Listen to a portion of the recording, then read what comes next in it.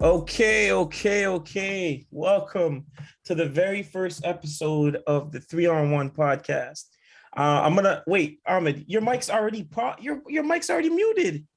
Oh, don't do Oh that to me. no. Don't do that to me. Don't do that to me. All right, welcome to the very first episode of the 3on1 podcast.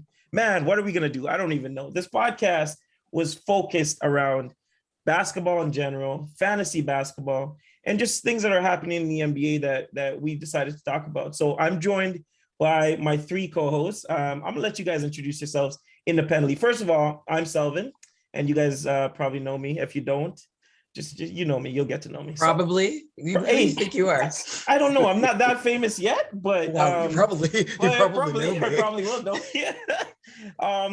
These individuals, these lucky individuals, are part of a fantasy basketball. Well, first of all, we are friends, colleagues. We've done everything together, but they are part of a basketball league that we've started, and we've continued 4 years now, correct? And we all came together and said, hey, it would be cool to start a small podcast about ball, but about what's going on, because we all, as you can tell, Jersey's over there. The game's even running back. Ryan's background. Yeah. Vishaun, I wish I could run it right now. Listen, your background is just a wilderness right now, and at least I got my Milwaukee hat. Milwaukee won last year. So, anyways, I'm representing for the home team. Yes. So I'm Selvin. Below, who's that? Is that Vishaun? Vishaun, what's going on over there? What, me? It's my turn now? Yeah. All right. My name is Vishaun, and I do already have a channel, Vishaun for real. So go check me out there. Plug. She dropped Not a shameful plug. What? Plugs. Vishaun for real. Okay, with the number 4. Now, yes, we have known one another for a while now. I've known Ahmed for about 4 years. Ryan, I've known my whole life. Selvin. Custom random cup. Don't leave me alone. Yeah, go ahead. Selvin, we work together. Yes. We've come a long way. A long damn way. Grown. But I'm so excited that we have come together. But y'all will get to know me well. So sit tight, and here we go. Mm-hmm. All right, let's toss it over to Mr. Ryan there, man. Ryan, what's going on over there? Yeah, with the game in the background. My name is Ryan. I don't have a channel to plug, but I love ball. I love ball, and I love my co-hosts. One is blood family, and the other two are like family. I've known Selvin for many years, going way back. Ahmed now is family now for 4 years, so it's great doing this and starting this and seeing where we can take it, and it's gonna be fun. And Vishaun's my blood sister, so we'll go from there. Wicked, yo. So last but not least, the swindler himself, Mr. Ahmed. Khan. What's going on, bro? This guy said Khan. Another shameless plug. You can check me out at the Ahmed Sully show. No, another plug. Another one. But once again, like, I've known you guys for about 4 years since we've been playing the same fantasy league, Jiff is Life. And again, we're a bunch of basketball fanatics, and I'm happy to be on this journey with you all. Let's do it. Yeah, see, one thing we've all universally said is we are basketball junkies. We not only watch it, but we played it at one point or another. We study it, but some of us are pretty good in fantasy. So I don't know about others. Oh, you want to say some of us are good? Don't do it. Don't do it. Don't do it. Just don't do it. Yo, okay, so Vishaun won last year. Ahmed's won 1 year. I won 1 year. Ryan's the only one left to win, and I think this might be Ryan's year. I've said it before, and I don't know if anybody's listening to me, but I think this might be Ryan's year. It's possible. It's possible. All right, so we have a couple topics. We have a couple different segments for you guys today. We're just gonna shoot through them. Honestly, it's our first. Hold on. Before we go into anything, yeah. Are you gonna pull out your trophy? No, I'll pull it out at the end to let y'all know who's the real MVP. The champ is here. My God. Anyway, but that's not why I'm stopping everything. Yes. Do not forget right now, before you do anything, hit the like button, subscribe, and hit that notification bell so you know when we post, so that you'll be a part of the notification squad. Yes. All right. You know, we're a fun crew and you guys will get to know us, but hit that notification like she said, because it'll be worth it. It'll be worth it as it goes along. So as Ryan cleans off his laptop. Yeah, Ryan's dusting his laptop. Ryan's dusting his laptop. One little spider is just trapped there. Just getting ready. Yeah. Oh man, so it's gonna be jokes. It's gonna be fun, man. Let's get right into it. Like I said, our first segment, and I'm gonna toss it over to Mr. Ahmed himself. And the first segment is kind of funny because I'll let him explain it for you. But this is something we call Swindle To My Lou. So Swindle To My Lou. Let's go. Okay, so fantasy traits. Fantasy traits, what is it? It's an art. But just like any artist, what do you need? You need a canvas and you need the perfect brush. But let's be honest. All of us want to win in the fantasy trait. Don't let anyone tell you they don't. But to do so, you need some skills. So let me take you through it. First, you need to understand the team makeup. Not just your team, but every other team in the league. What's their build? Are they heavy on one position and weak on the other? Study the IR spot. See who's available on the waivers. Fish around and see who needs what. What do others need? Secondly, the most important part, you have to study your audience. I can't stress this enough. Learn who's who. There's a lot of swindlers in your league. Some of them are the hustlers. Some of them are the covert swindlers. Some of them just wait till the playoffs to strike. But you have to know who's who. Thirdly, you must know how to buy low and sell high. Yeah, this is a good one. The art of a swindle, it takes some research. Understanding player values, learning when to get them, learning when to sell them. And the worst part is having a player sit on your bench and having no one else wanting to take him off your hands. Lastly, when you're ready, release the bait. You never know who's hitting the panic button. We're fishing now. We're fishing now. Oh yeah, go ahead. Sorry. Release that bait. Now. Yeah, great. Lastly, release the bait when you're ready. You never know who's hitting the panic button and who just might bite. And if you do that right, you might get yourself one of these, the Swindle Cup. He brought over the Swindle Cup. Yo, you had that ready, bro. How did you measure that up and you had the cup ready at the side of him and stuff? So the Swindle Cup, it doesn't leave my side. So okay, so let's break that down a little bit for them, because you gave them some in-depth things to look out for as the swindler, or to look out for other swindlers in your league. Okay. But so just in trade in general, right? So yeah. This is just understanding the art of a trade.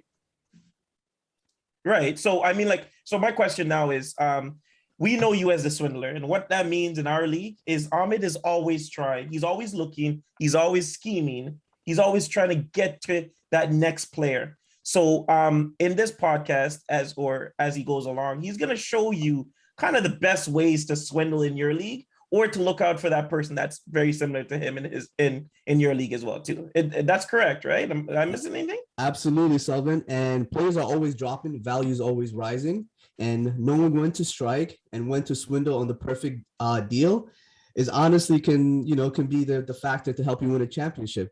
So definitely, I'll be always looking out for the perfect deal, and I might share some of it, and I might keep some to myself. But don't worry, for the audience and for the family, I'll share most of it. Yo, we've been swindled before. Ryan, Vishaun, we've been swindled by Ahmed. I've never been swindled by Ahmed. What? Your day's coming, don't worry. I think maybe once. Wow. No, I've never been swindled by Ahmed. He has swindled me at least twice so far. Have I even really traded with Ahmed? Ahmed, have I ever traded with you? No, we haven't traded yet. I don't think so. Right, okay, but to be honest though, Vishaun, you don't do a lot of trades.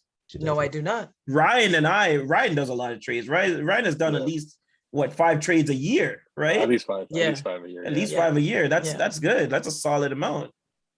That's true. Sorry, go ahead. No. Go ahead. No, I said so. I've been swindled. I'll admit it.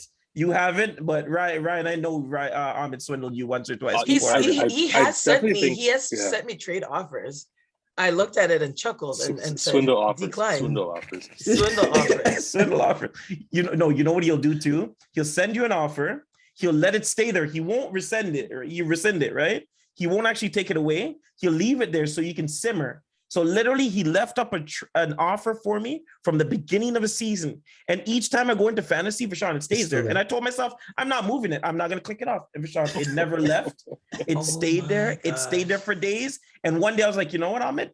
Decline, right? But he will do that so you can think about it as you go along, which might be another tactic. I don't know if you're going to release something like that later on. It's a mental Chicken game. with the trades. One of us is going to bite. Oh, wow. So, oh gosh. Oh, listen. So there you go. So Ahmed the Swindler, he's going to uncover a bit more about his ways of fantasy basketball as he goes along. But you guys got a gist of what he's all about. So, all right, cool. So that's Swindle to My Lou with Ahmed there. We're going to go straight to it, and we're going to go off the rack with Miss Vishaun. Oh my God. Let's go. Wait for this one. Oh gosh, here we go. All right. So we have off the rack or put it back. Now, let me just pause here for a second. We see the players coming out of the tunnel. We wait at the beginning. We turn on the channel. We see them coming out, and they may have their headphones on. They're acting like they're cool. Now they have their masks on or whatever, but who cares? And you see them with their outfits. And sometimes we have to sit back and we say, what in the hell is that? or, oh, wow, that's actually a really good outfit. Yes. So I want you to join in with me at home, and you can judge for yourself. You say off the rack, or is it going to be something that you take and you're going to put it on yourself? Mm-hmm. Or you're going to put it right back. Mm-hmm. And this is that segment. So without further ado, let's see who's first. Who's first? Oh God. LaMelo. Now, I have my judgment. I'm just going to personally start with this one because if anyone at home knows Curious George, the man in the yellow Yo, yes, look at him there. Yo, that's what he looks like. All he did was revamp it for 2021 and add the jacket. He added the chaqueta to the outfit. Oh, check that out. Yo, so, wait. Why do you have to bring up the man in the yellow? So now with that being said, I want to go to you guys. Mm-mm. You tell me what you gonna wear it. All right. Well, listen. Okay. Let's solidify some order. I'll go first. Okay. First of all, let me hold on before we go. Go ahead. Yes. Now, it's a 3-piece. I guess a 3-piece, 4-piece. Yes. It's a 3-piece, right? Yeah. He has the vest. He has the turtleneck. The turtleneck. Oh, all right. He has the black turtleneck. Oh, all right. God. Let's go back and take a look. He's got. Is that a bee or is that an eagle? I think it's the bee. It's like a big. I think it's the big baller brand. He's wearing Candy. Okay, he's wearing Candyman on his neck. He's wearing Candyman on the chain. He's got the bee. Yeah, he got a hornet on the chain, right? He has the nice trench coat. Look at the pleats. That's like that's like a. I think it's a 4-piece with the Lambo. Yeah. It's right. So now, all right. Lord Jesus. Okay, so off to you guys. What do you think? I'll be honest. When I first saw this, I sent it to Ryan. I said, Ryan, you need to watch this. Because if you see the video of him walking out of his presser, it looks like it's so bad because it looks like those TV shows where those little kids are trying to sneak into like the movie, like the R-rated movie or the PG-13 movie, and they're too small, like how you look like stack on top of each other. It's eating him up. That's what it looks like. He's on stilts. Yeah, he's on stilts. And then he reaches over and he says something like, "Hey, have a good day." Like. Oh my God. He looks like a live banana. Oh my God, Vishaun, that's mean. First of all, the jacket looks like Morpheus. Yeah, he looks like Morpheus. That's what it is. In a sense, that's what it is. Fluorescent Morpheus. All right, well, Ahmed, what do you think? Yeah, what's your thought on it, bro? I thought I thought it was one of those glow sticks at the disco clubs. You know what I mean? I thought those ones you break? into an outfit. Does you break? So if you just break him, a glow stick could just glow. But he'll just glow. Guys, no, this is a definite put that back. Oh my God. Now, okay, I do have an alternative to this. Okay. If it wasn't a different shade or color, I think it would be a bit better and to break the color. But the whole thing is one. Yes. Man in the yellow hat outfit. Do you understand what I'm saying? If it wasn't this color. So that you're saying put it back. It's definitely put back. Oh Lord Jesus. It's a put it back. It's definitely put it back. It's a put it back. It's definitely. I was gonna take that off the rack with the Lambo. What? Take it off the rack and put it in the garbage? It's the 4-piece for me. It's the whole set. Wow. Okay. Oh Lord. You know? All right. Okay. All right. I know we'd never see him. You never see me in him, man. I could see him doing it. He's a random like that. He can do it. He's just a highlighter. He looks like a highlighter. It does. It looks like a highlighter. It's a no. Next. All right. So who we got next? Oh God. Now it's calmer, right? Okay. All right. Now we have Kevin Love. Right. Now, are you gonna love this outfit or are you gonna hate this outfit?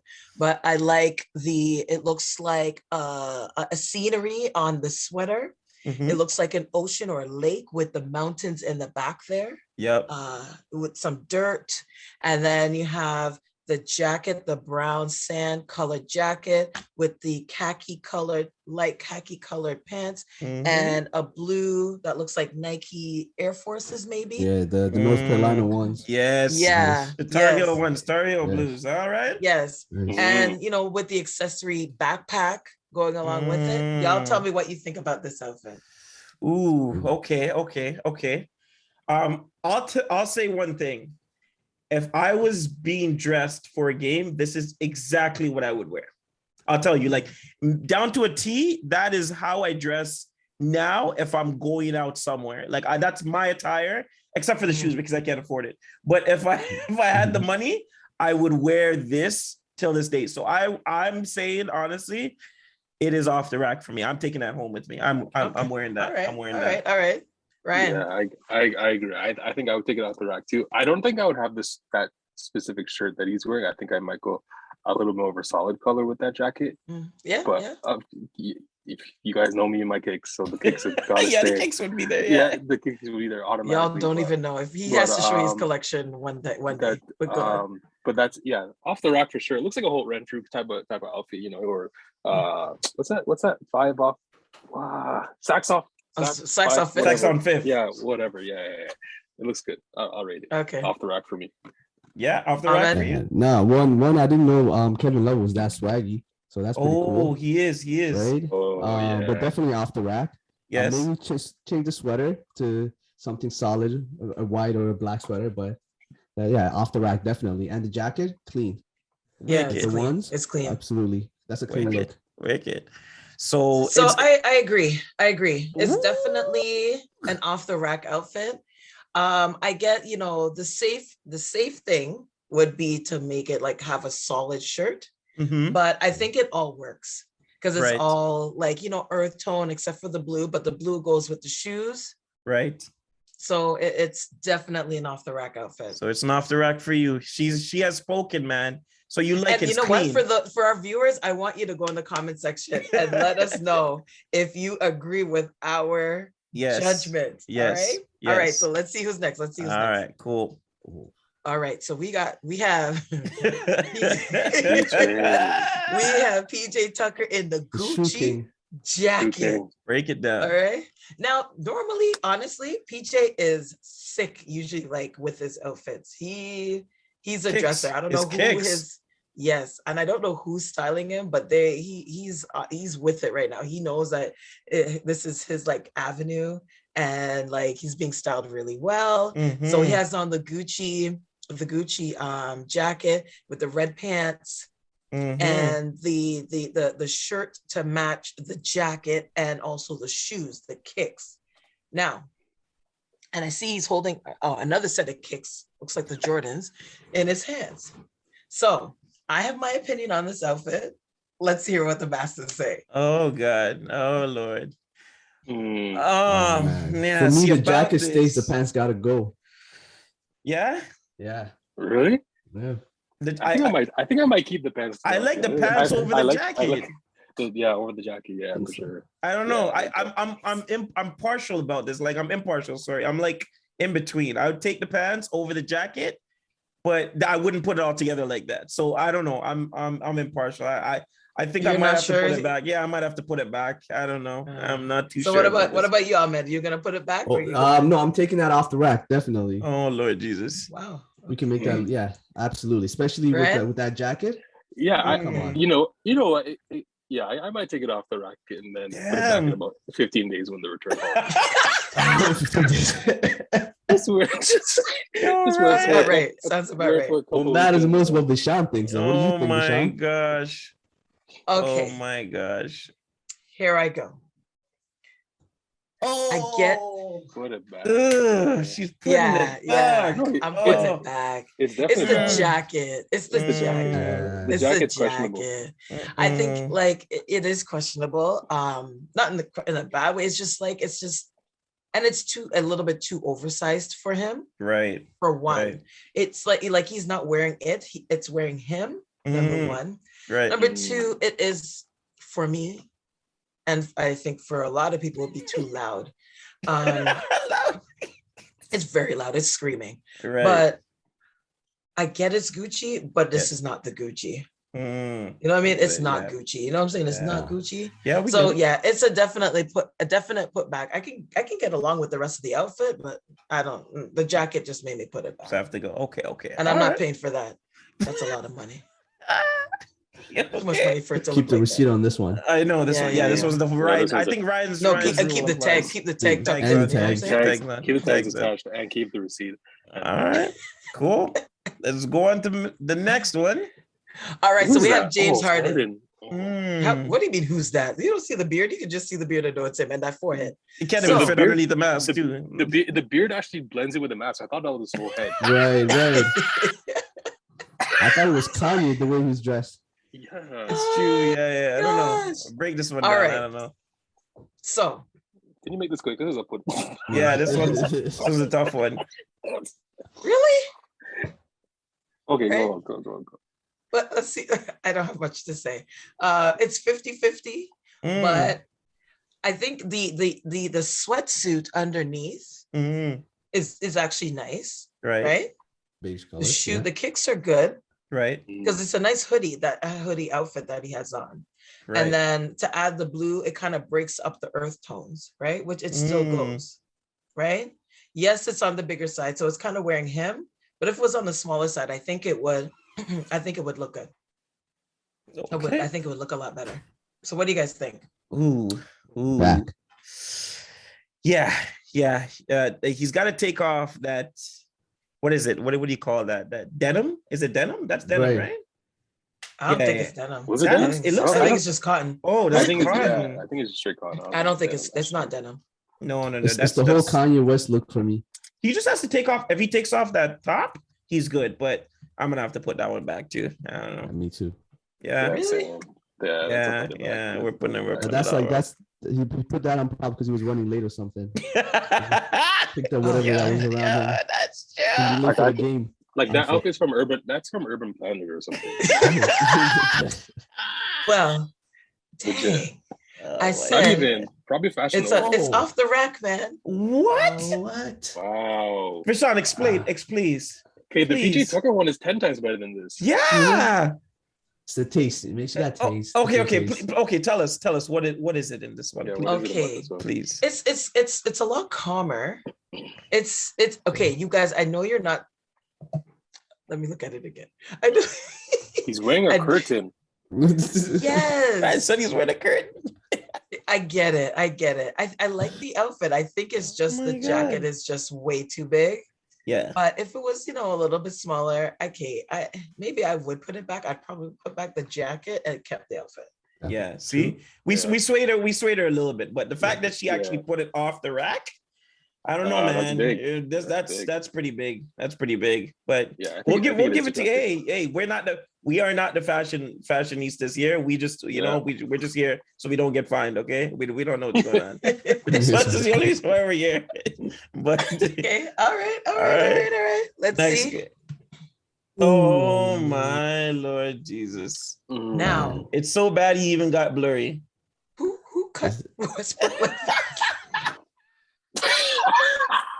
Who could Westbrook like this?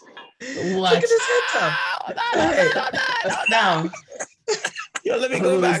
Hold on. You gotta go back. You gotta give it a little bit more justice. What's going on? Let's describe. Look at his head.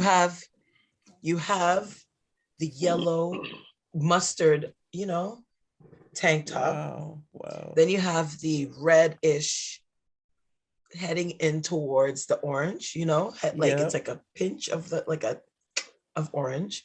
Then you have that scarf. Oh my God. You have that scarf to cover that neck and put it off to the side and just make it all dainty and nice. Loves it. Oh my God. Why'd you have to say it like that? How you doing? Oh my God. What do y'all think? Oh my gosh. Ooh, okay, so if I was being forced to wear this, I'd probably scream. I am not. No. I don't even know where you would find this. Where do you find stuff like this? Is this in the store? I stylist found it. The kids section. No, you know what though? I'll say this, and I'll say it in a very creative way. Westbrook is screaming for attention with his attire, right? Fashion, can we all agree with his fashion? Can we all agree with that? Correct. Yeah. I believe that he can actually dress very well if he chooses stuff that he likes versus random attire. I really think this is a call for attention, and he might be getting paid. That's it. He might be getting paid. Yeah, this company that maybe he set something up later where he goes, hey, this is what I wore in week 5 of the NBA, because if that is in your attire, then you have another sense of dressing that I can't. I don't know. I'm so lost. I can't do it. Yeah. So all right. I'm putting it back. I'm putting it. If you guys haven't noticed, I'm putting. Who else is putting it back? Who else is putting it back? I'm putting that back like a dunk. I'm putting this for sure. Yeah, that's automatic. Yeah, it's definitely. You're not even taking that off the rack. No, it's not even a look. Walking past it. Yeah, it's a walk past. No, even if it's on the sale your hand rack. is not going. Your hand is not even going on the hanger. For me, it's the scarf from the. Have you guys seen the movie Jackie Brown? No. Yeah. Oh, okay. Well, it's the scarf. It's the 70s, 80s look. Yeah. Scarf. It's definitely a putback. Yeah, put that bad boy back. Put it 100%. Back. Put it back. But this is the opening night outfit too. So that's So I think I agree with Selvin. Maybe he wanted to make a statement because it was an open night outfit. That's true. Because I've seen some of his other things. It's a little bit different. Yeah. It's not like, typical. So, right. It's not usually typical, but I when he's like looking for something. Attention. Yeah. Because he's had like a few that maybe no cameras were on him that he actually looked pretty good. And I was like, oh, okay, cool. Westbrook can dress for sure. He's one of the up there top 10 in fashion in the NBA. So but definitely he's making a statement with this one. Right. But definitely put that back. Well, there you go, man. First segment of Off the Rack or Put It Back. That was pretty cool. That was really cool. So listen, man, all of our segments are actually pretty dope. But hey, if you guys see an outfit that we missed that you would like us to talk about or comment on, let us know. Shoot, man. Email it to us. We're going to have an email in the description, hopefully for you guys. Send it through the email and we'll definitely throw it up for next week or something like that, or the following week, whatever the case is. Yeah, for sure. Send it in. Yeah, send it in. It would be cool. Wicked. All right, so we're going to go right to our next segment, and it's Ryan's segment. He's going to break it down for you, kind of give you an idea of what the heck he's doing in it. So, Ryan, it's your turn. Yes, thank you. So dropping kick. Let's start off. I am notorious for using a lot of moves throughout the year in whatever league I'm in, whichever. Notorious. Notorious. Yes. If it's a weekly move league, or if it's just, you have an allotted amount for the year, I'm just notorious for dropping and picking up players. Now, the key thing when looking into dropping players is how to identify when to drop that player, how long to wait, Right. and player trends. Right. Now, in regards to identifying, I'll give you an example. So say it, but again, I'll preface by saying all these categories depends on your team needs and your build, your team build. So everyone's team is always different, and it just depends on what you need to do for your own team and not everybody else's. And what you need to identify, for example, is if you picked up a player like TJ McConnell, who is notorious for steals, and he's really not going to get you anything else. At some point, you're going to need to drop him if there's some stats that you need to build upon. For example, you're really strong in rebounds, and you're going to be winning that category every week against your opponent. Then you probably want to pick up somebody that is good at rebounds and then drop TJ McConnell. Now, how long to wait? Again, it just depends on your team and how patient you are. I'm not the most patient person, but again, if you're new to fantasy, I definitely stress patience in your first year, or even if it's your second year. It's definitely definitely new to you. I would say once you notice a stretch of maybe 3 to 5 games where you see a consistent decline, that's when you need to make a decision as to whether you'll wait another week, maybe a couple of days. It just depends on your patience and your scoring and how you're faring against your opponents. In terms of player trends, this is key in noticing when to identify and how long to wait and when to actually just kick a player to the curb. For example, you have a player performing at a really high level, sometimes mid-tier, just enough to help your team. Mm-hmm. But let's start with weeks 1 to 3. All right. This is like a great period to determine your team needs, team strengths, and whatever else you need. However, you want to pay attention to a player or two. For example, say scoring in double fingers for 2 straight games, 3 games, and then they just fall off into single digit scoring for the next 3 or 5. I'll give you an example. We don't have the graphic, but for example, Tyler Hero, he snapped the last couple of weeks, first 3 games of the season. Then I think in his 3rd or 4th game, I think he dropped only 13 points, 5 assists, something like that. So it's really mediocre, not as much as what he was averaging in the previous games. Now, if you're new to fantasy, you don't drop Tyler Hero. Again, you don't drop Tyler Hero.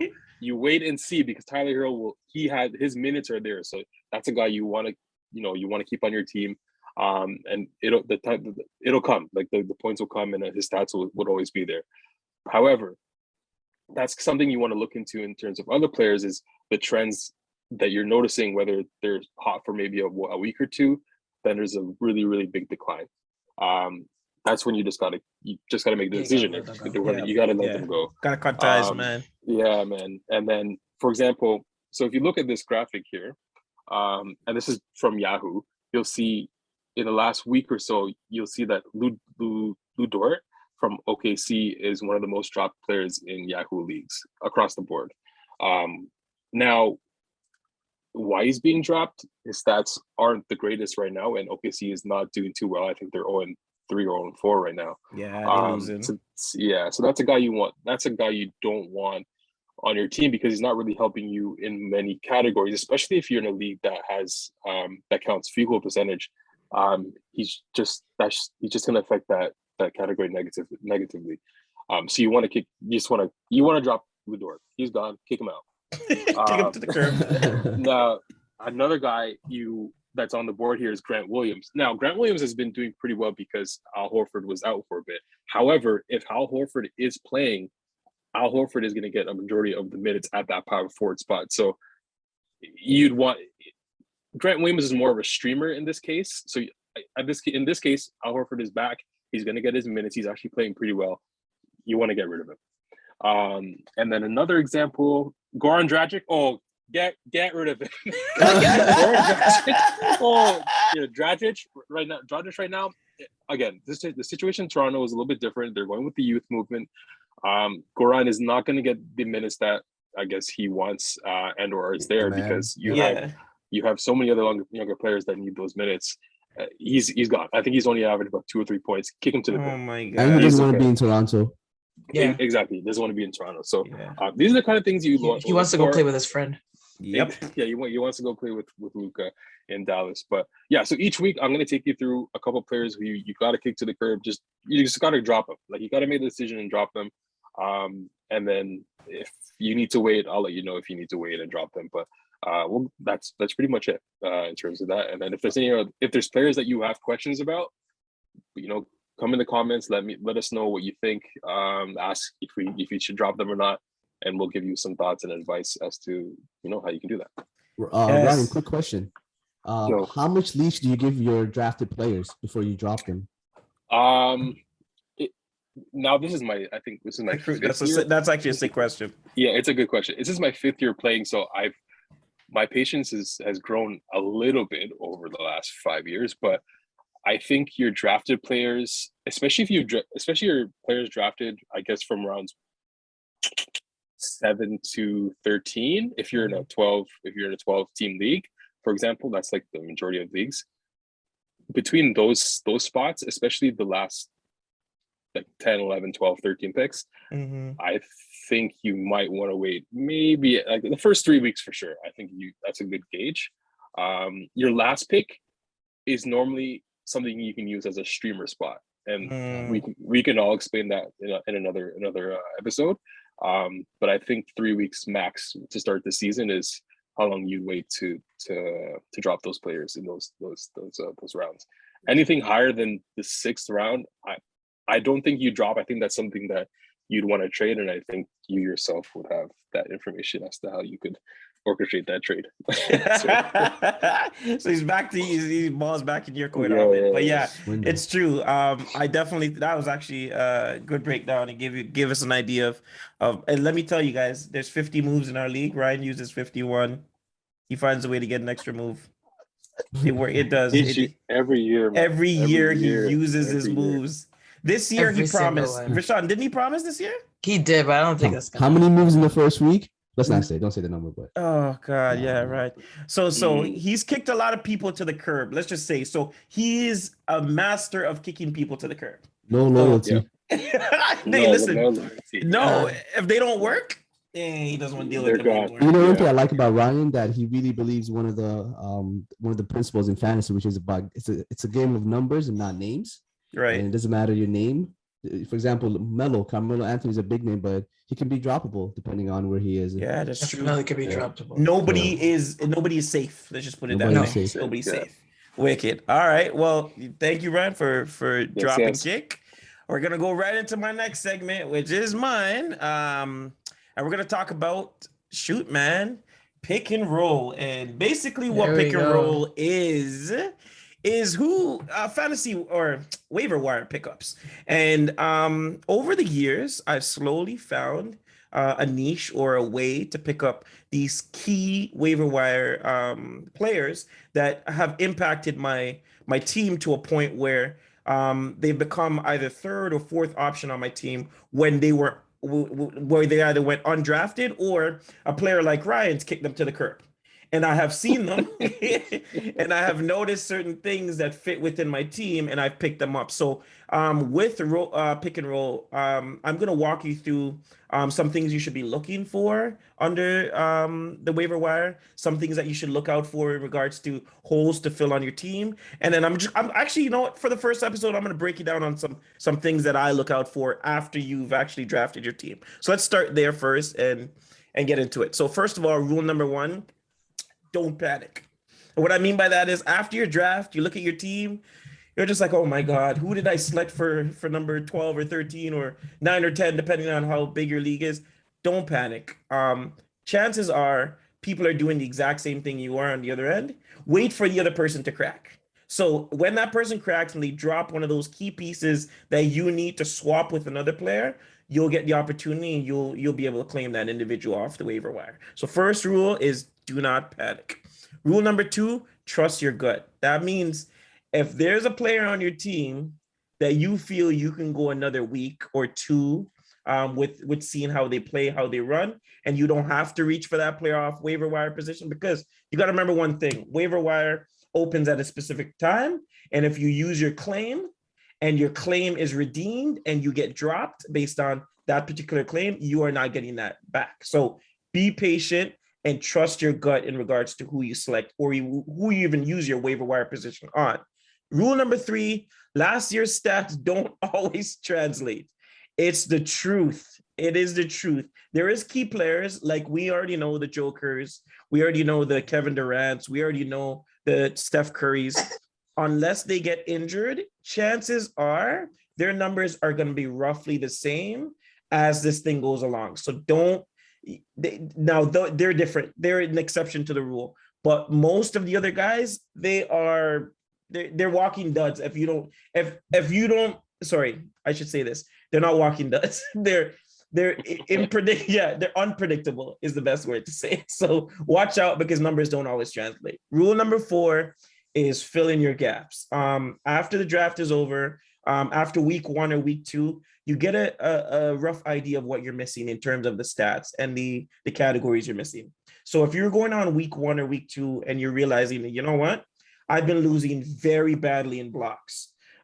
Chances are you need to replace one of those guards with a center or somebody or power forward or somebody that averages better blocks. And you need to get rid of that 4th guard that you don't need that averages a ridiculous amount of points. So either set up a trade with a swindler in your group or find a way to subsequently grab somebody off of that waiver wire to patch in and fill in your slot there. So fill all your gaps, find out what you're missing, and then use it to benefit yourself afterwards. So with that said, everybody's team after they draft isn't always the perfect team. You think you're gonna perfect team on it? No, our teams. You know what? I will say this though, and I get on Vishaun's team all the time, but her players are always middle of the row players, and it irks my spirit because they're like the DeMar DeRozans, they're like the shoot, who's the next one? She has these key like role players that you go, where the hell did like Melton from Memphis? Memphis, yeah. What? and then I see him like dropping threes all over the place, and then I'm just like, okay, either she's done her research in the past or she kind of knows who to look out for. So with that said, pick up your guys, roll with them, and I'm going to give you some more tips as we get along to see what key guys are doing on the waiver wire and whether you should pick them up or not. So yeah, that's basically it. Nice. Yes. Well said. Thank you. All right. Well, listen, that's my segment. We're going to wrap it up. We're going to do a quick, literally 2-minute wrap up. Actually, we'll just see how long this can go, but we're going to have 2 specific topics. And these are topics that have been in the NBA. In the NBA for a minute. Oh my God. You guys ready for this? Here we go. Oh my God. I actually have another one that's like breaking news. Just before we get into, Jokic got really hurt. I don't know if he hurt his knee. I don't know. What do you mean he got hurt? Wait. Ooh, Ahmed. Wait. Jokic is actually on Ahmed's team, and I'm playing Ahmed. And guess what? Guess who? Whose team he was on last year? Wait, he's not on the team. He's not on the court right now. But he got injured. But okay. We're not. How does a guy like him get injured? It's not even explosive. Wait, first of all, we're gonna explain it. We're not actually happy about the injured player. First of all, injuries are part of the game we actually all hate, and we don't wish that on anybody. I think especially in fantasy. Especially in fantasy, I think it's if you're wishing injury on somebody, you're worse than you're sick. You're low. You're low. But with that said, it's the breaking news factor that's actually crazy. We love hearing new news around the NBA. That's going to be just a topic to talk about and something that we can discuss. And Ahmed does not look happy, which is better for my fantasy. That's a big player. I only have Zion and Kyrie and now Joker. Wait, are you making excuses already? Speaking of Kyrie. Speaking of Kyrie Irving. Speaking of Kyrie. Yeah. Oh, wait. Speaking of Kai. Yes. Speaking of Kai. Speaking of Kai. Now. Okay. What do y'all think about the C situation and the V? regarding him. Okay, so we're gonna try to tread lightly on this.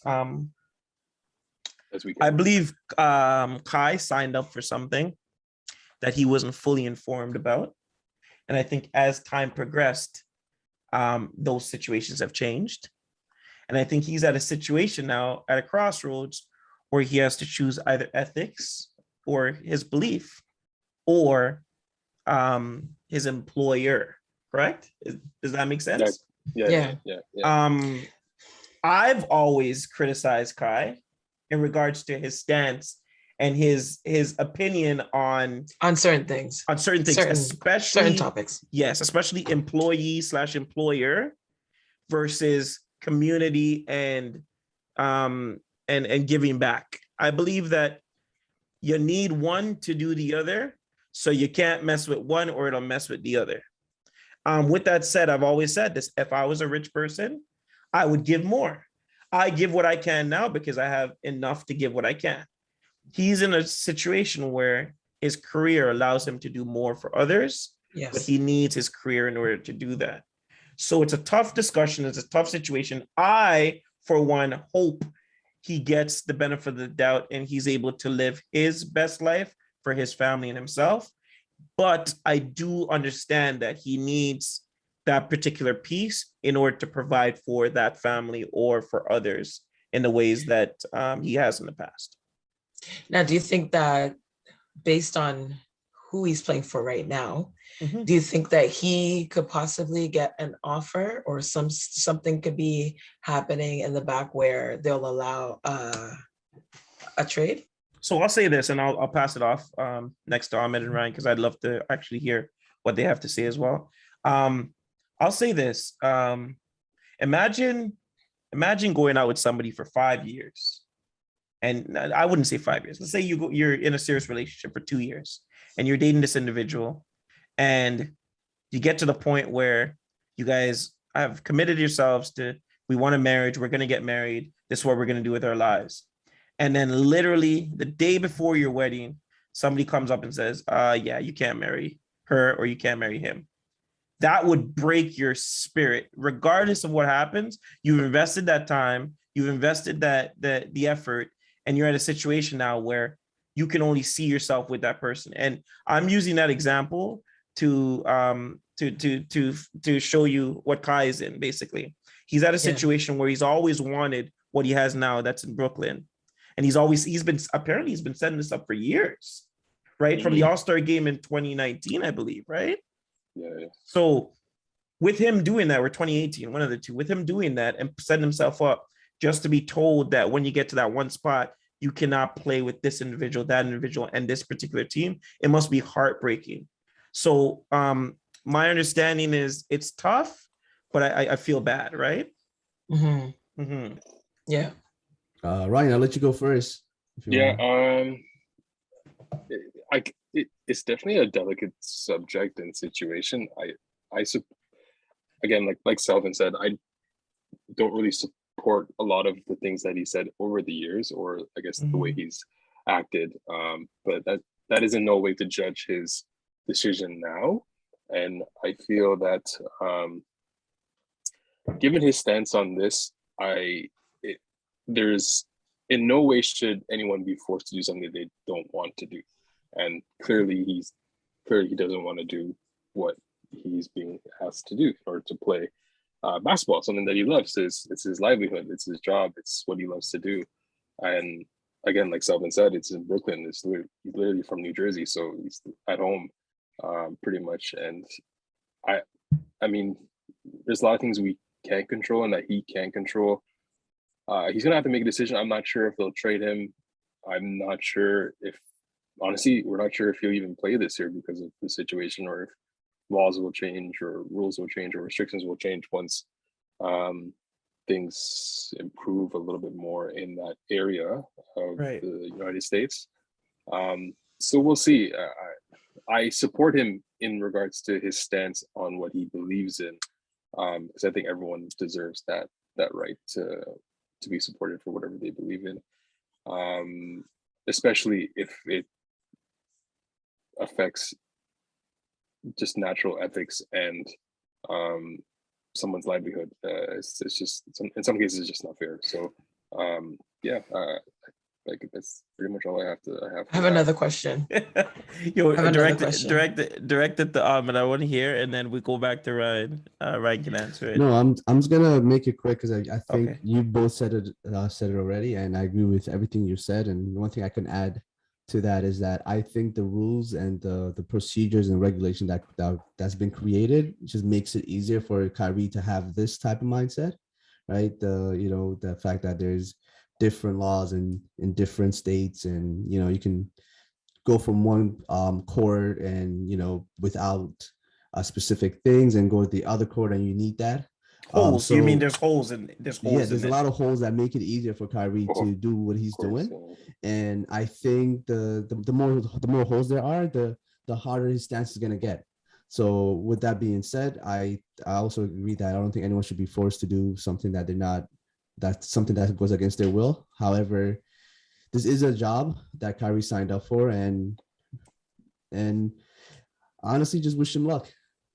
Hopefully, he comes back to us for fantasy's sake, for myself. But guys, at the end of the day, he is a human, and he's going through something that's real. And you know what? I support him with that, and hopefully, he can get through this. It's true, guys. Don't get us wrong. Kyrie Irving said some stupid stuff. The flat Earth. Flat Earth. He's made some stupid things, but has made it easy. I don't think he should be crucified for this particular thing. I think it's just a very isolated situation, and I believe in any other circumstance this wouldn't happen. But do you guys think? And Vishaun, I want to hear your question too. But real quick before we go on to our next subject, because I want to actually hear what you have to say. Don't forget it. Do you think trouble follows Kyrie everywhere he goes? Oh, yes. And do you think it's because of his personality, or do you think he's just a confrontational individual? I think it does follow him, but I think the media escalates it more because they're able to get to him in regards to how he is. Like his makeup as a person is a lot different than a lot of the other NBA players. Like right. His mentality, the way he thinks. Yeah, he speaks his mind, but there's also a sensitivity factor in regards to what he believes. A lot of the NBA players don't really express what they believe in. Like they have personality, but we don't know a lot of what they're into. Passion. Exactly. So so Kyrie is different in that sense. We can all agree that he's different. So I think the media does a really, I guess, good job in their stance or from their perspective of bringing that out of him, especially in a place like Boston, especially in a place like New York. Well, I think everything turned when he left Cleveland, right? And the way he left Cleveland, and I think what he said about LeBron James, ever since then hasn't. Yeah. Well, here's the problem though. Kyrie Irving was a kid. He was still a kid though. You got to think about it like, he's young. Okay, he's very young. And then when he said those things about LeBron, he saw what LeBron did and how LeBron went from place to place, and like he was winning his championships, doing his thing. And he said, "Hey, man, I could do it myself. I could run my own team." Truth of the matter is, he had four years of running his team when LeBron was not there, and it didn't happen. It really didn't. So he needed to grow up, and I believe that he's grown up over the years, which we can finally see the side of it in him. Yeah. But all his stupid comments are now being splashed in other people in his face because of his lack of growth over the years. That's it. So one thing I can say about him is he's a person for which you cannot tell what to do. Oh yeah. And what I mean by that is there was an interview way back when he was with Cleveland, and then LeBron had left to LA. Yeah, to LA, I think at that time. Or I guess he was still with Cleveland, I'm not sure. But anyways, they had asked, and the reporter had asked the question, but misspoke and then mentioned LeBron as Kyrie's father. And then Kyrie, I'm not sure you remember this, but then Kyrie was like, "What?" Was like, "What?" Like, no, I have my own father who is Kyrie Irving something senior. Yes, I did remember. You know, that. Do you remember that? Yes. So you can just tell he's just one of those people who are like, "Okay, no, like this is how it's gonna be." Yes. And yeah, of course, some of his comments, especially with Nash last year, in terms of the coaching situation. Oh my God. You have your opinions about him. But when it when it comes down to it, when it comes down to ethics and beliefs and stuff, it's a little bit tricky to judge. Yeah, It's true. It's true. Vishaun, your question. Sorry. All right. I agree with what Ryan is saying. There's a 2-point. I just have to put something in here. There are individuals that people will twist and they will demonize them because they are opinionated. Mm-hmm. It reminds me of that woman that said, "Shut up and dribble." Right? And I feel that there are other players that do have the same, they have thoughts and they have opinions, but I think most of them are afraid to say it. But because Kyrie is opinionated, he has his own thoughts, he has his own mind. As we would say, he has his own mind. Yes. Yeah. And he's not afraid to express. And he has a mind. talent to back it up. Yes. Yeah. Right. He's very talented. So I think what they do is whatever he says is going to be amplified. Whatever he says is going to be crucified, and it's going to be on the front, even though someone else may say something, but because Kyrie has said it, it's going to be blown. It's up. true. It's true. Now, my other question I would like to pose is, now with regards to this same topic, there are a lot of commentators, there are former players, there are radio hosts who needs to hold his comments. I don't know if he needs to hold his Party City wig that he has on his head, Howard Stern. And don't speak on our people, period. But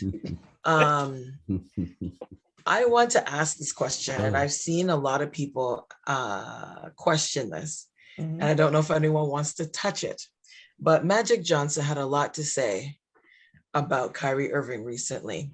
And I don't know if some of you are old enough to remember, or you've heard his controversy back in his day, when people found out that he had HIV.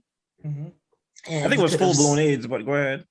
And he could have spread it to his wife, and his wife that was pregnant, and his unborn child. Okay, because he was living wild as hell. He was wild. And there are people who have accounts and will attest to those things. And they have gone on camera and said that he lived wild. Now, he said a lot about, certain things, but with regards to having an opinion about Kyrie's medical status, Kyrie's, having to, Kay, you can black that out. Kay's, Kai, and his choice of he doesn't have to divulge what he wants to do, how he does it, his status, and also if he wants to do it or not. Now, I personally think it's maybe, and I want to know if you guys think it's hypocritical of some of these people, specifically him, to come out and say and make comments as he did recently. And he went in, and based on what he went through in the past, he should, to me, he should have known better, right? But I just want to know what y'all think about that, to be honest. So here's what I think. I think everybody should mind their own damn business. With that said, anything that you know what? I have actually a great counter to this, right?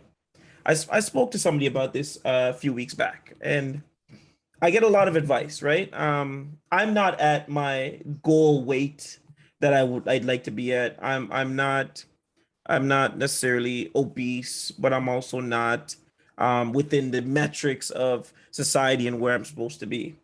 And I feel as if a lot of people make comments, right? They make their comments and they kind of say, you know what, Selvin, you should diet. Or, you know what, Selvin, you should do this, do that, run, walk, jog, whatever. I believe that there's some comments that people make and it's legit for your best interest, but I do believe there's some comments people make just because they have nothing better to say. With that said, sorry. So there's comments people make, and here's the way I put it in perspective, because I won't make this long because we're gonna go into our next topic. I promise you. But I think I've mentioned this before. I don't know if I have to you guys, but I mentioned it to a lot of people. I said, listen, I don't want you telling me about something that you think you know about unless you're a specialist in that category. If somebody is a nutritionist, I'll listen to a nutritionist. If somebody is a trainer, I will listen to a trainer because that's their profession. But if you, Mr. Bob, drinks 6 beers on the weekend, smokes 2 joints during the week, and you're telling me about health, or not joint, I would even say cigarettes during the week, and you do 6 cans of beer on the weekend, you shouldn't tell me that I should diet better when you're killing your body in a separate way. And I believe it's the same thing for individuals that are making comments based on other people's situation is. If you yourself know you haven't lived the correct lifestyle, and you yourself have been through other situations, you shouldn't be telling somebody else how to handle that situation. And here, I'm saying this on my behalf. I'll make assumptions on people because I don't know these individuals that we're talking about. You know, Kai is a different individual himself. I'll have my opinion, but I'll leave it at that. But for you to now get on national TV or national radio and make it public, I think it crosses the line. You can have the opinion, keep it as the opinion, and that's it. Now we're on YouTube, so it's hypocritical for us to say, hey, they should keep it, but we don't have a viewership of millions, billions. I prefer millions. I'm just using billions, but it's just a lot of people yet. But shoot, man, you should know where you stand. You should know how much people are listening to you and watching you, and you should sometimes just bite your tongue and keep it moving. Yeah, I agree. And that's what he should have done. His AIDS ass should have just him and his AIDS self should just kept it. He should just kept his mouth shut.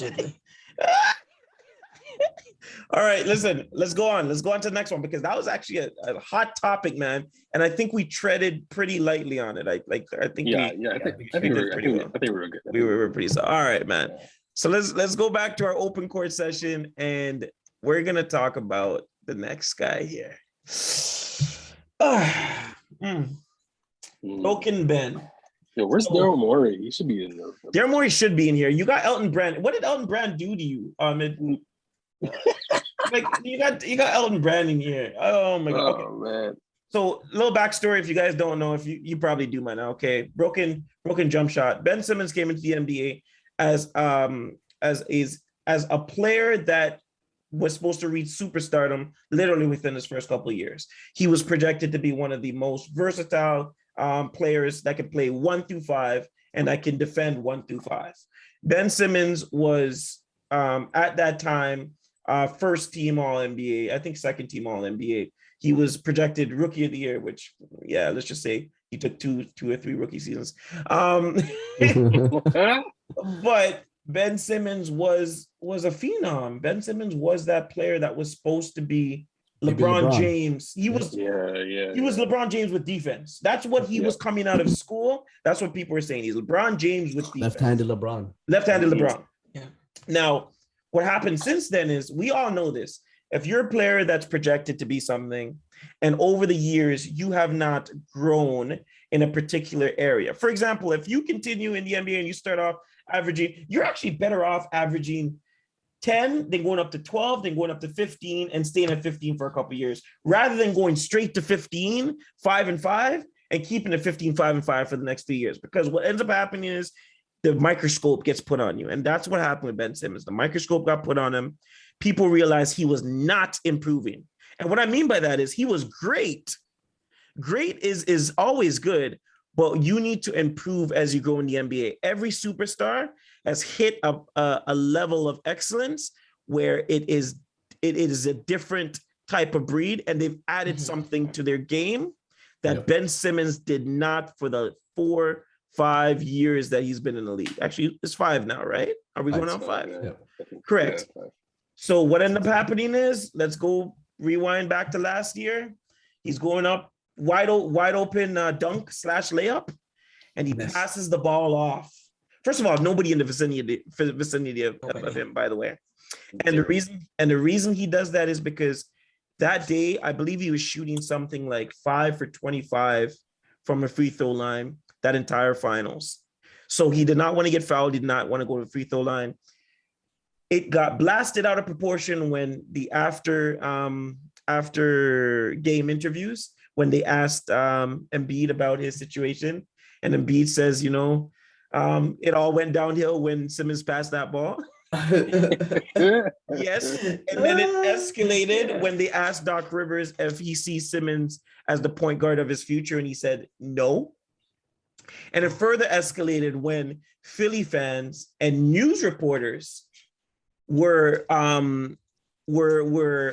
bashing Simmons.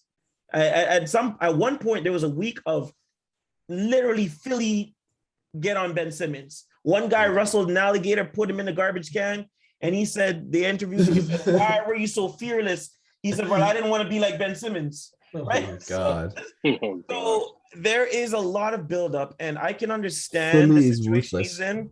So I kind of gave you guys the outline. I'll give you guys a quick synopsis of where it's at now.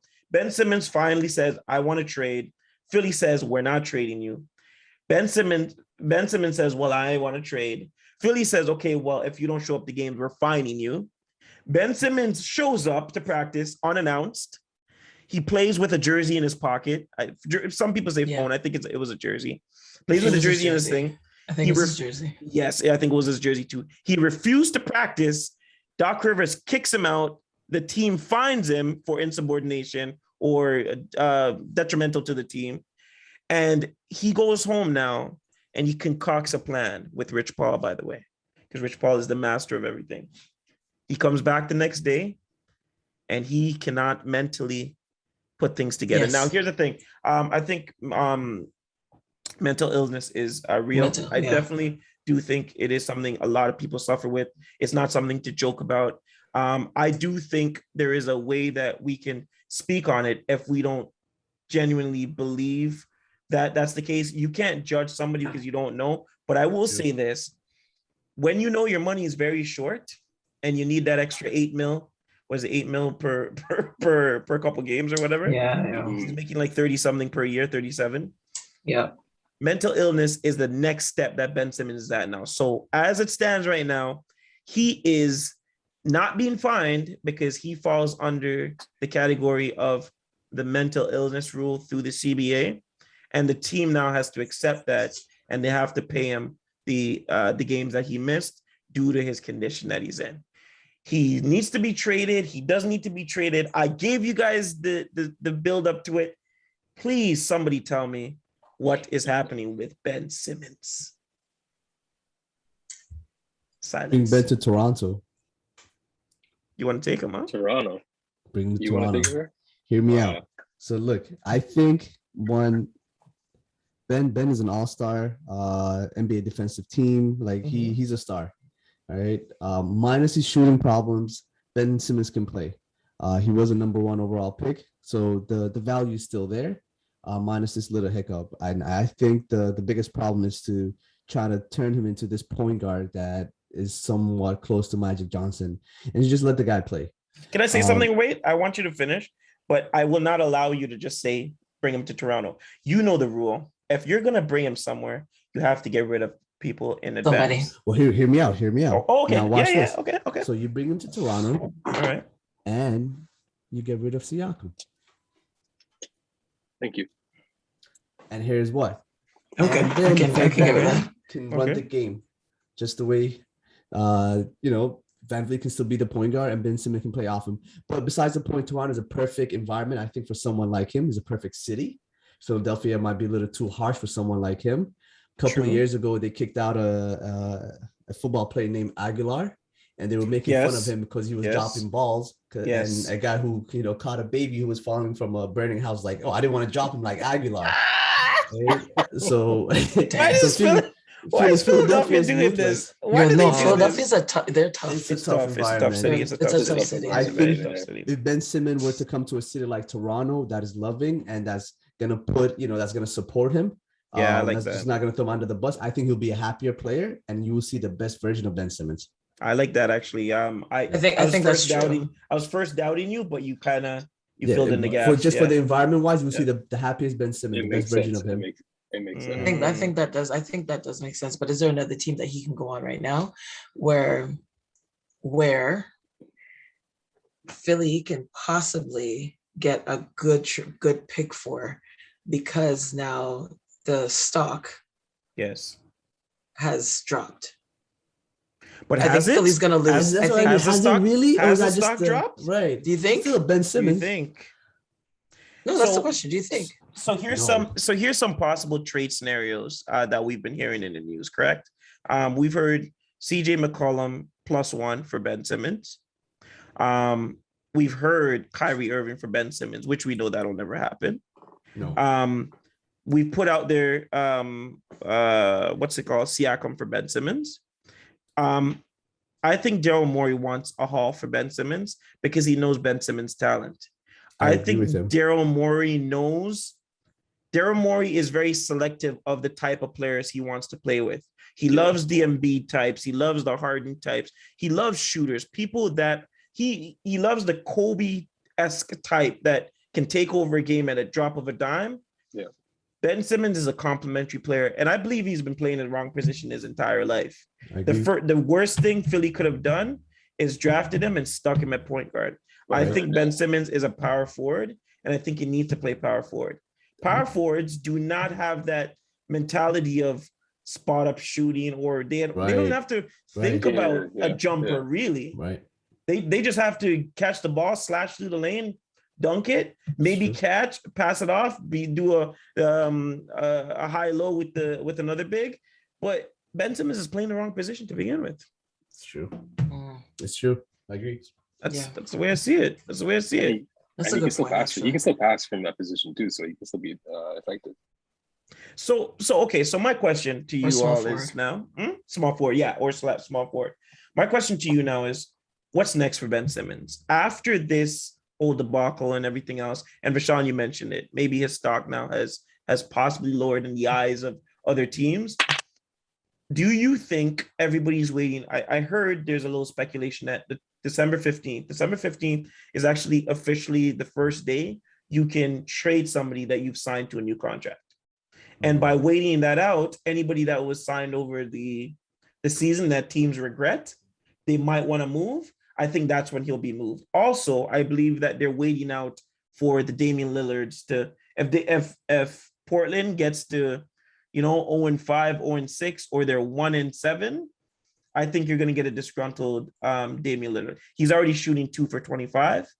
And from And 3, Damon, you know how Dame is. Dame, he doesn't stand for certain things, man. No. And he wears his, he's very opinionated too. very. And he wears his heart on his sleeves. When he's not happy about something, he's gonna let you know. So my question is, where do you guys see Ben Simmons next? What is the best situation for him? Is it via trade, or is it? Well, it has to be via trade, but It's gotta be true. Oh, it has to be traded. It's It's gonna be traded. yeah. Yeah, there's no. They can't there's keep no him there. They option. have to do you can't something. reverse this. Yeah, Yes. yeah. so there's They no have fixing. to There's do no something. fixing this. There's no fixing it. Like, they can come out now. Like, Maury can come out now and say, "Oh, he's talked to the teammates and everything's good, and we're gonna respect his mental health." Okay, that's fine. But I think he has to be traded. There's no way he can actually step foot on No that way. court in Philly. Not even just for the organization, but just in front of the fans. It paints Period. it just paints a bad picture as a Mm. whole, even in front of the fans by itself. And it's gonna be a distraction. Yeah, it's just a huge distraction. Him being there, in period, is a itself. distraction. Yeah, because imagine like I was talking to one of my friends the other day, and I compared, like, if he was to step foot on the court, I compared it to like Vince's first time back in Toronto, or Damon's first time back in Toronto. Like, the vitriol that those two received, even T-Mac, like the babiness is probably closer to T-Mac than anything. The bottles, I it's- remember the bottles and the Exactly. soothers and stuff like that. Exactly. Oh my god. In this It was case, it would be rough. the home player, not a team. visiting player.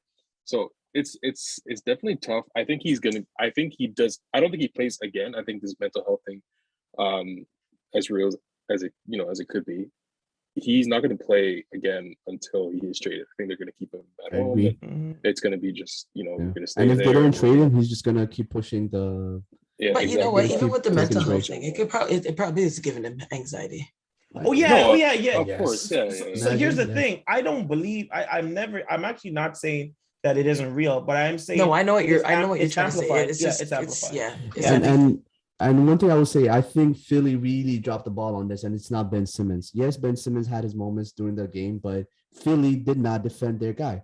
They're supposed to come out and stand behind him no matter what happened, especially knowing the value they have is Ben Simmons, not just any other player. Mm-hmm. After that game, they're supposed to come out and be like, you know what, we're standing behind him. It is what it is. It's just a one bad game, and we're going to push forward. But instead, they talked about trading him. Doc Rivers was open to trading him. He wanted to replace. So I don't blame Ben Simmons for taking this route. Did you guys hear? This actually all started going downhill because the James Harden Ben Simmons trade was actually finalized. It was near done, and Ben Simmons was notified about the trade. Yeah, and it ended up falling through at the last moment.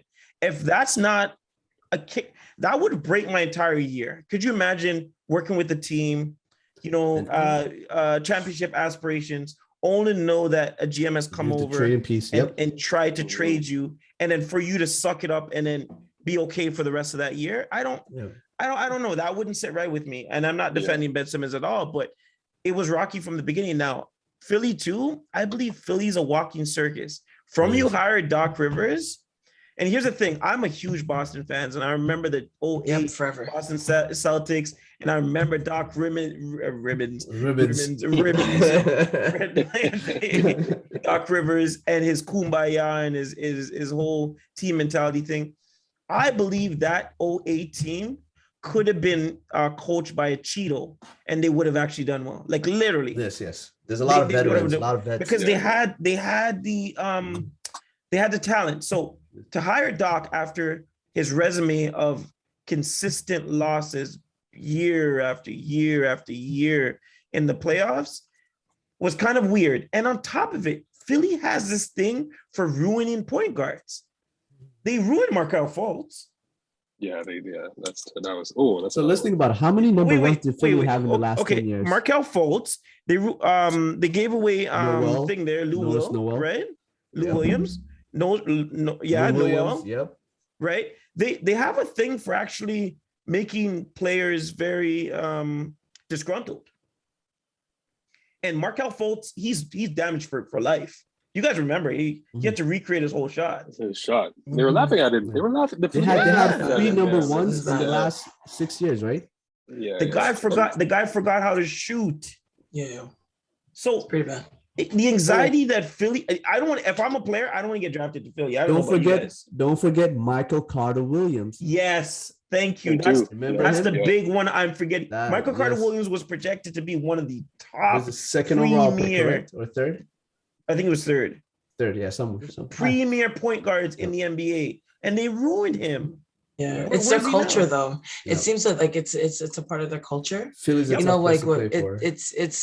a tough place, and it's not just like if you're looking at The Office, you have to look at the Office, and it's and that stuff, that type of behavior and that type of mentality is everyone else is trained to be a certain way too, right? So it's going to be passed down and passed down and passed down and passed down. If they want the culture to stop and like all ruining players, they probably don't even care.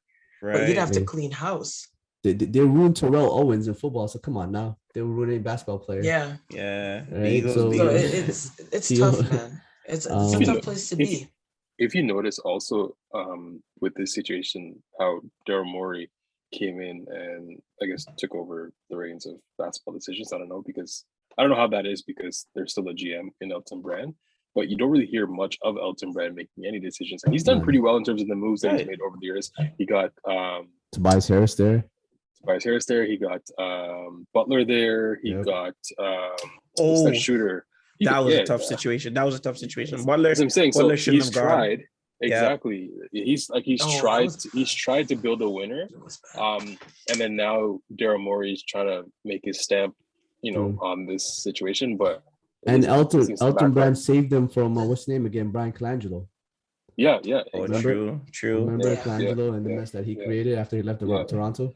Butler shouldn't have been gone. I think Butler was the missing piece in Philly, and I think if they had given it one more year, they would have actually been. He's another one that said, "Let me go." I think he just didn't want to be either. He didn't want to be there, or those two, Embiid and Simmons, just didn't want to play with him. A guy like. Remember, it was a whole. Remember that was a whole thing. That was big drama though. Yeah. But I think Butler explained. I think he explained this on his what's his name's podcast. But again, hold on. Again, that was another way that the Philly organization used the media to demonize Butler. It's true. They made him look bad. Remember what they did? They made him look horrible. Yeah, but did you guys see the difference between when he was in Philly and he was in Miami? Literally went from a villain in Philly to the hero in Miami. Yeah. When he got one day, Butler's a dog. Butler's a dog. That guy's worth it. In Memphis. He wasn't the problem. Yeah. No. Sorry, not in Minnesota. And Minnesota. Yeah. No, you're right. Butler is a good guy, and I don't know, these guys ruin them. Butler on your team. Come on, anyone, all 30 teams will take Butler on their team. There's some players I know, but he's like a man's man when he plays ball. Yes. You're right. You know what I mean? Alpha. Right. Yeah. All right. Well, listen, man. Shoot. I think we've reached the end. We've wrapped it up. We're gonna wrap it up for this episode. Yeah. It was good kicking it. It was good talking some open court. If you guys have any topics for open court and you'd like us to talk about it, please let us know. Shoot, man, drop it in the comment section. Leave it in our DMs.